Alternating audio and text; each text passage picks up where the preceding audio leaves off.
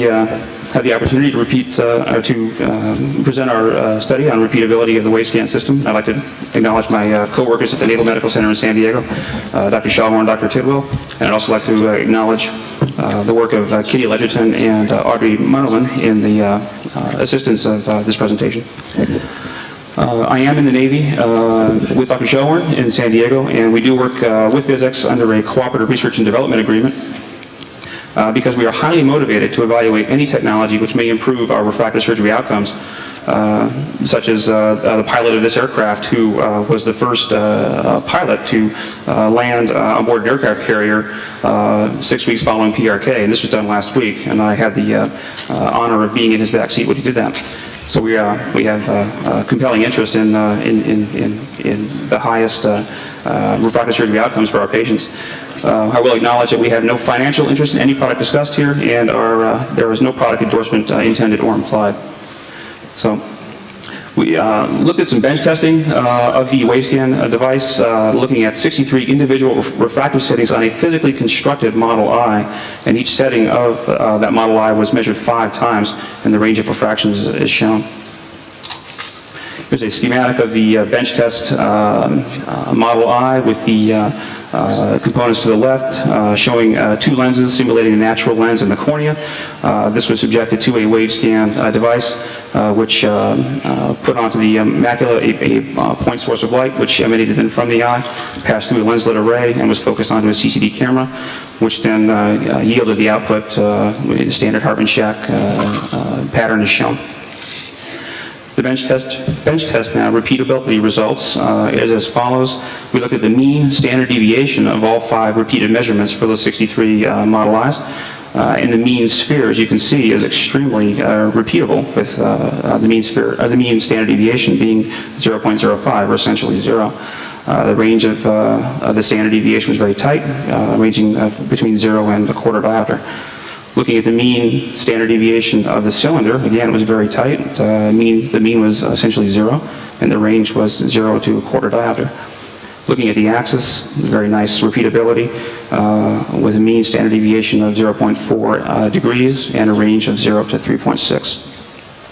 So moving on then to the clinic, we took this device into the clinic where we measured 40 eyes of 20 patients on 2 visits, separated by 1 week. We did the auto refraction, manifest refraction, and WaveScan measurements were performed at each visit. And we looked at 2 different things. We looked at intra-visit repeatability, at which time we 30 eyes yielded 60 paired measurements that met eligibility criteria, and that gave us an analysis of the intra-visit repeatability, or the repeatability at the same visit. We also then looked at 35 eyes yielded 35 paired measurements that met criteria over 2 visits, and that allowed us to analyze inter-visit repeatability, or repeatability over subsequent visits. The results of the intra-visit repeatability, again, this is repeatability at 1 exam, 2 measurements at 1 exam, yielded the following results. The mean of the sphere, as you can see, 0.07 diopters, or essentially 0, with a very nice standard deviation of a quarter diopter. The mean of the cylinder, essentially 0, with a standard deviation of 0.13 diopters, very repeatable. And the axis as shown, the mean of 4 degrees with a standard deviation of 13 degrees. So the intra-visit repeatability was very nice. Moving on to the inter-visit repeatability, and this is repeatability over subsequent exams separated by 1 week. As you can see, the mean difference of that sphere repeatability was essentially 0, minus 0.01, with a standard deviation of 0.35 diopters. Approximately 90% of those patients were within 0.5 diopters when we compared visit 1 with visit 2. We also compared the results of the WaveScan inter-visit repeatability with the other modalities of refraction, namely manifest and auto refraction, and you can see a very nice grouping of the mean and standard deviation. Moving on to cylinder intra-visit repeatability, the mean difference there was minus 0.04, or essentially 0, with a nice standard deviation of 0.15 diopters. 97% of these patients were within 0.5 diopters when we compared visit 1 to visit 2. And comparing the WaveScan with the manifest and auto regarding the cylinder repeatability, you can see a nice tight grouping of the means and standard deviation of the WaveScan and manifest were nicely grouped, and the auto refraction actually showed a little bit broader spread in the standard deviation. Finally, looking at axis intravisit repeatability, the mean difference there was only 4 diopters with a standard deviation of 4 degrees with a standard deviation of 14 degrees, and over 80% of these patients were within 10 degrees. The measurements were within 10 degrees when we compared visit 1 to visit 2. Finally, looking at the comparison of WaveScan to manifest and auto regarding the axis repeatability, a nice tight grouping of both the mean and the standard deviation.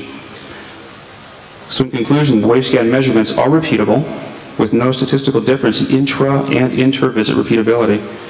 And the study contributes to the validation of this essentially breakthrough technology that is Wavefront as a potential clinical diagnostic and screening modality in refractive surgery and in ophthalmology in general. Thank you for your attention.